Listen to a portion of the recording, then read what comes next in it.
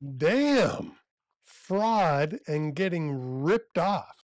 How many of us have had our credit cards compromised or other stuff stolen? That's what we're talking about this week on the Trucking Risk and Insurance Podcast. That's next. Come on, Meghann. Welcome to the Trucking Risk and Insurance Podcast. Meghann, welcome to the Trucking Risk and Insurance Podcast.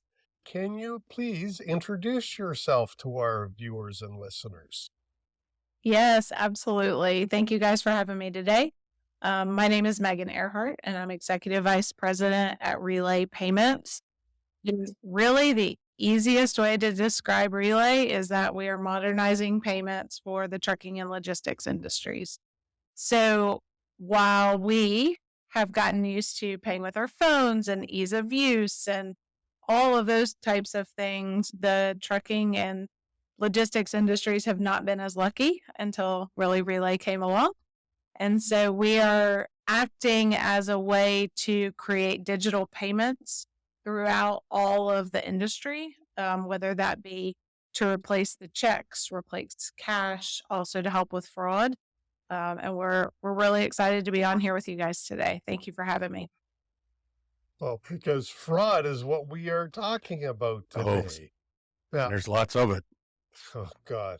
Now, Relay, just to kind of summarize Relay, on the website, it says you do a lot of payments for lumpers and those types of people. What's your connection to fuel cards? Yeah, so the company started in lumper payments. So our founders 5.5 years ago spent endless hours on docks trying to figure out what was going on with transactions and how to make it better and how to handle it from a digital standpoint. When we started that company and we started with the lumper payments, very quickly we got out of the fraud situation of, those checks can sort of take magic carpet rides. Those checks are basically cash, to where if you say they're worth $500 and the lumper receipt is only $350, then the admins have to go find that $150. We took that out of the equation. It's no longer cash. The receipts are instantaneous. So we built a great customer base, and then they came back to us and said, wow, okay, you made our life easier. Can you help us with other things? So we then went into the broker to carrier payment. So that is out there in the wild. We call it Relay Direct. And then we went live with our fuel payment program. And what that platform is it is a fraud-free solution for paying. So why fuel billing cards? Why am I here talking to you guys about it? Well, the biggest thing is there's no plastic. There's no card. Everything's digital. Think Venmo for trucking, but able to turn on pumps, able to do transactions. So we have been out of stealth mode for about 14 months. We still, to this day, have not had a single fraudulent transaction. Now, I knock on wood to make sure that, okay. But we take it very, very seriously. We stand behind it to our customers. We stand behind it to our merchant customers. And what that has allowed us to do is grow very rapidly in how people pay for fuel. I was on the phone, and we might get into it, but I was on the phone earlier today with a merchant, and they're like, hey, we need some help. We've got to speed this up because we want to make sure that our customers have a solution that works for them. And so we're really excited to be growing our network. And really exciting, especially for me, because of my past background, to be helping this industry and be helping truck drivers and trucking companies of all sizes to be able to not have to worry about fuel fraud. They've got enough stuff to worry about right now. John, Chris, you guys know there's a lot going on in this industry. So whatever we can do to help them not have to worry about something else in their day, that's what we're. Well, I was going to say, from a fraud perspective, some of the things that I've learned and heard of and whatnot, and one would be particular from an owner-operator I'm acquainted with. And through his company, they have access to advances, cash, and whatnot, so that they can purchase their fuel. And what they do is they have a company card that they will take and load money onto from their account into that card, use that card to purchase fuel. And this fella has been, had some fraud a couple of times to the point now where he literally is rolling up to the pump and he is doing a transfer from his phone to his account to this card so that he can get out and do the card in order to buy $300 worth of fuel. And he won't leave any more money on that card than he has to, and basically burns it up every time. And he said he gets frustrated because he's had to replace the card several times due to fraud and whatnot. So this sounds like a solution that eliminates that altogether. Yeah, 100% it does. Think about it. So probably about 9 months ago, we've got an 18-year-old and a 15-year-old, both daughters, and we gave the oldest one a credit card, right? She started driving. She went to go buy gas at a gas station that she doesn't normally go to. Not one affiliated with Relay, by the way. Yep. Just one on her way to a football game. Yep. And 2 days later, she was in San Antonio buying fuel. Oh, wow. Interesting. That was quick. Right? Quick. Man, I didn't know that she could make Yeah. it that quick. Yeah. So what happened? We get an alert on her phone. We say, no, that's not ours. We shut down all of the cards because my husband and I have the same card she does. Sure. That account now can be used. We then say, okay, can you send us those cards? It takes 3 business days to get the cards. So the fraud happened on the swipe happened on Friday. On Saturday, we get alerted to fraud. We don't get the cards till Wednesday. Right. That's a pain in the rear for us. Right? Yeah. It's just annoying. Yeah. But to a truck driver, they're not going to be home for 17 days. Exactly. So what happens to your friend when he can't use that card?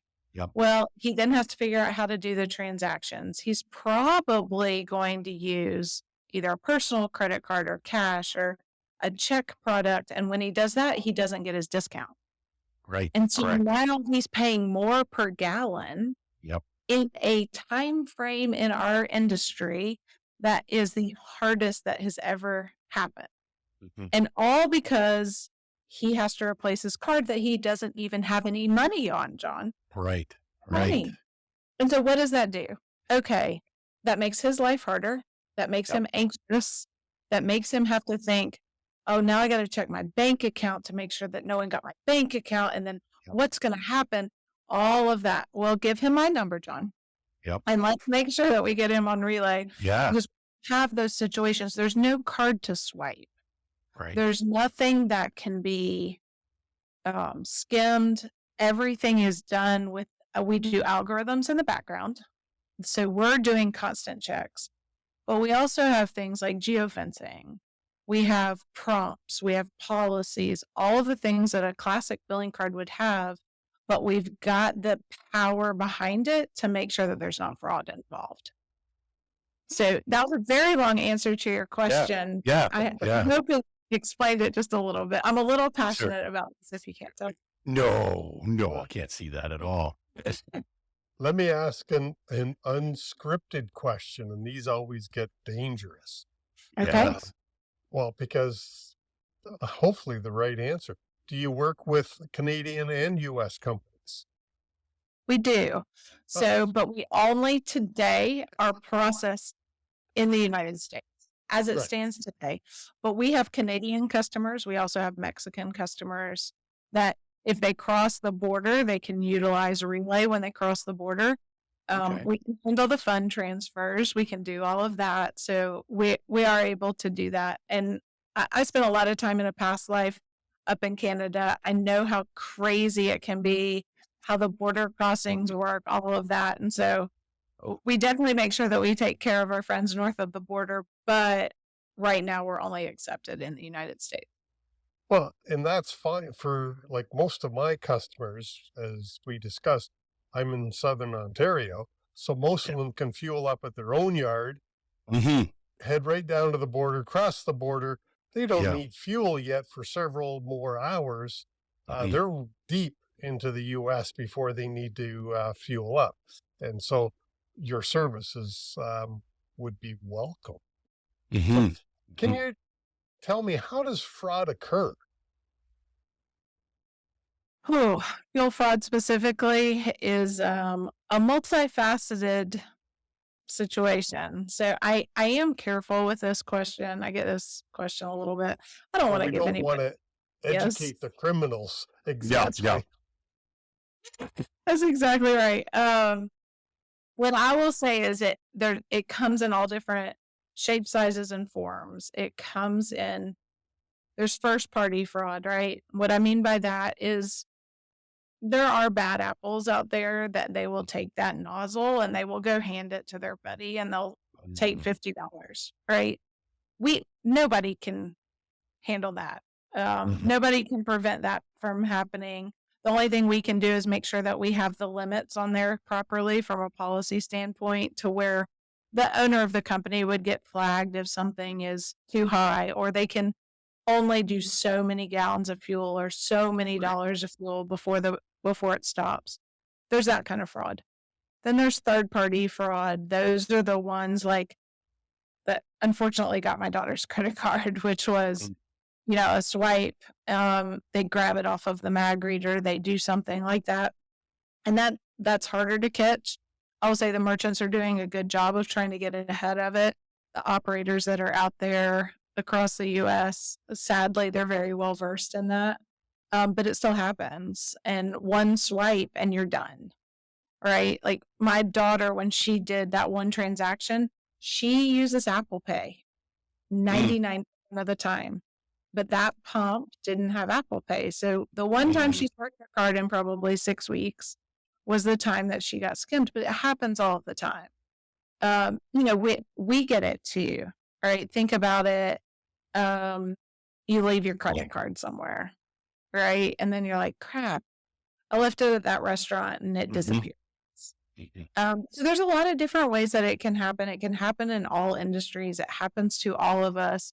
Those of us that travel, whether that be a truck driver who's going across the borders and across the countries, they're traveling. They're in a lot of different places. It is really hard to check all of your apps, all of the transactions, and it does not take long for these criminals to do a lot of damage. And so we really educate our customers on how to set up their fuel program with us in a way that ensures that they get alerted, that a way that ensures that even first party fraud and third party fraud are taken into account so that we're protecting them. Right now, again, I'm being repetitive on purpose. It is too hard in this industry for them to have money stolen from them.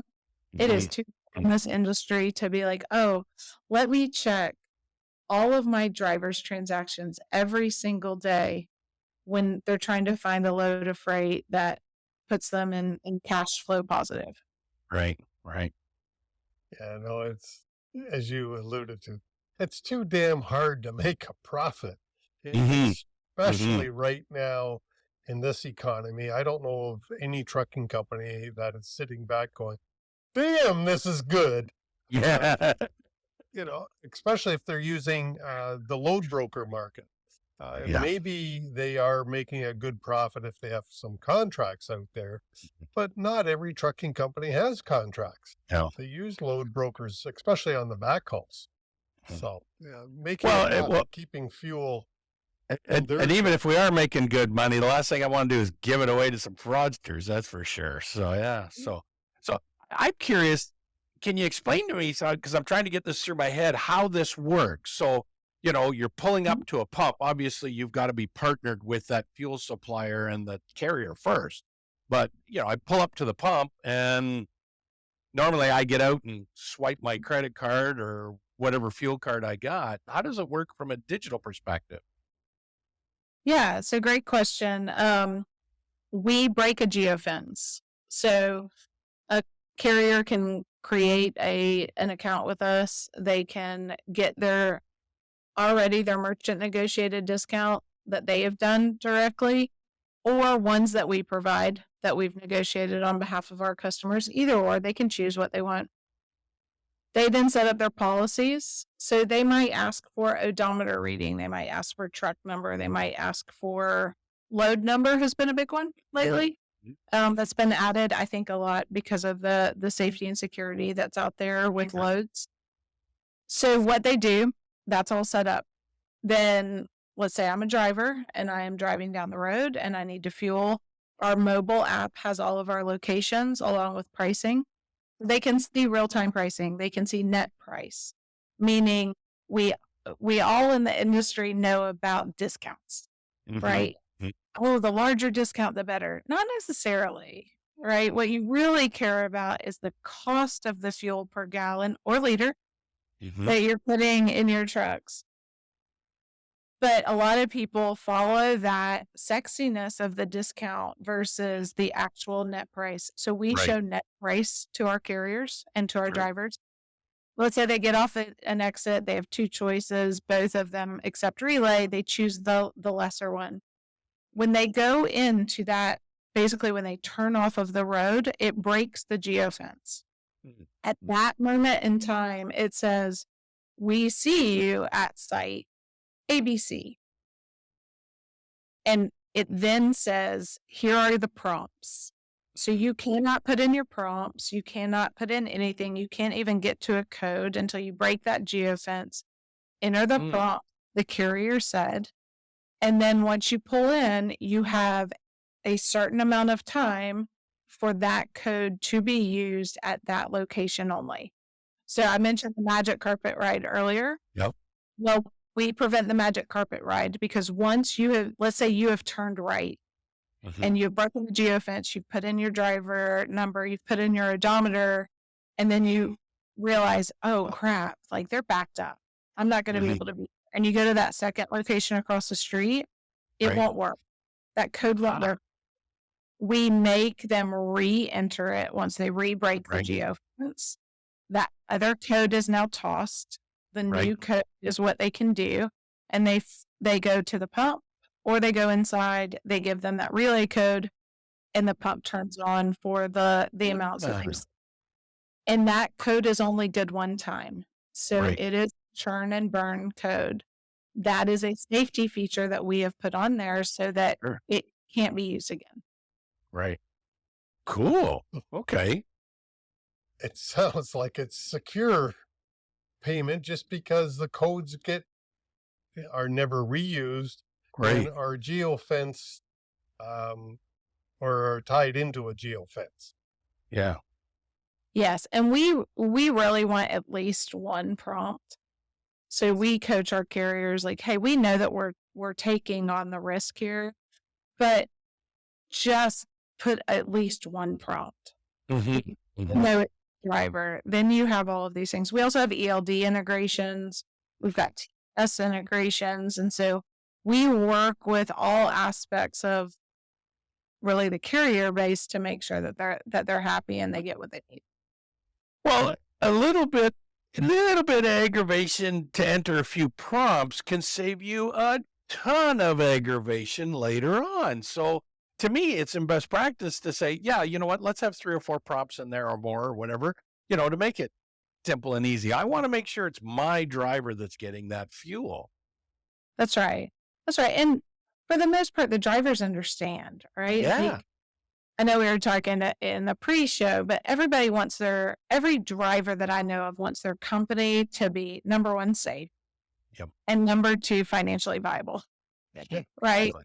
You pay your drivers first, you pay your fuel bill second, and you cannot haul freight without those 2 things. Right. And so because you can't, it is important to keep those drivers to where, yes, you're right, maybe it's a little bit aggravating, but it also keeps that company in a position to where they can pay your paycheck. Sure. Exactly. And I mean, we all know such a pain in the ass it is to switch employers all the time. Yeah. So this small little step of keeping my employer financially viable, from my point of view, can help not just my employer, but help all my fellow drivers and everything else within my organization. So I don't have to switch employment again. And maybe they can afford to pay me on time and a good driver rate. That's right. And we take drivers really seriously. Like we take fraud seriously. We take drivers seriously. And our customer service is a foundation that we built the company on. And one of those is we actually onboard every driver for our companies, our carriers that sign up with us. So we send them text messages. We send them videos of how the pump transaction is going to work. So everything I just walked you through. Sure. But then we call them and we make sure that they don't have questions. We make sure that Right. their first transaction went well. We've got a 24/7, 365 customer service line that actually knows how to handle the problem. Cool. Right. And so we make sure that we're really focused on the driver experience as well as a carrier experience, and then also the accounting experience. If the accountants aren't happy, it is not a good situation with any vendor, right? And so we make sure that we make sure that they are part of the success criteria, just as operations is, just as the drivers are. Right. Right. Cool. So it sounds like you tackle all three, with the driver experience being first, the company experience kind of not being second, but closely tied to the accounting experience because they're Yes. one and the same, basically. Yeah. So what else, as we start to wrap up the show, Meghann, what else should we know about Relay and the whole experience that you offer? So customer service is a foundation of what we do. So is great technology, and so is security. So we believe that the money needs to go to the right places with a technology that is far superb over our competitors, and that we answer the phone in less than 30 seconds. We make sure that we can help our drivers. We understand that they have to be safe on the road. We understand and respect what they do for a living. And so being a person that says, have a great day, be safe. And being safe means the drivers on the road, but it also means the money that they're bringing in. And so we really made that a core foundation of how we do the business. We're incredibly transparent in the fees that we charge. We're incredibly transparent on what we do. And we are also very rapidly growing. So I've gotten asked a couple times, like, hey, with the growth that you have, certainly your customer service is going to fall. I'm like, I laugh. And I'm like, oh, we hired customer service based on where we thought we were going to be months ago because they have to get trained and they have to be ready and they have to be able to answer. And we don't slip on customer service. Right. So we're proactively staying ahead of that, knowing where we're going as a company. We're growing our technology. We're growing our merchant base. So today we're accepted at a little over 1,500 locations. That is going to very rapidly increase in the next, let's call it 60 days or less. So hopefully you'll see it, and it is coming. And then we continue to make sure that we're increasing our carrier base and listening to them. They are a part of what we do. We have friendly customers that have been a part of every product and have told us what works and what doesn't, and we have adjusted according to them. So we listen as well.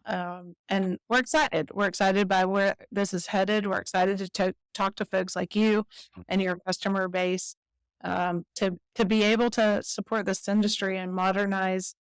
Really, I mean, to me, selfishly, I think it's the greatest industry in the U.S. I would like to make their lives better. Well, Sure. I mean, obviously, John and I both agree with you that trucking is the greatest industry in the U.S.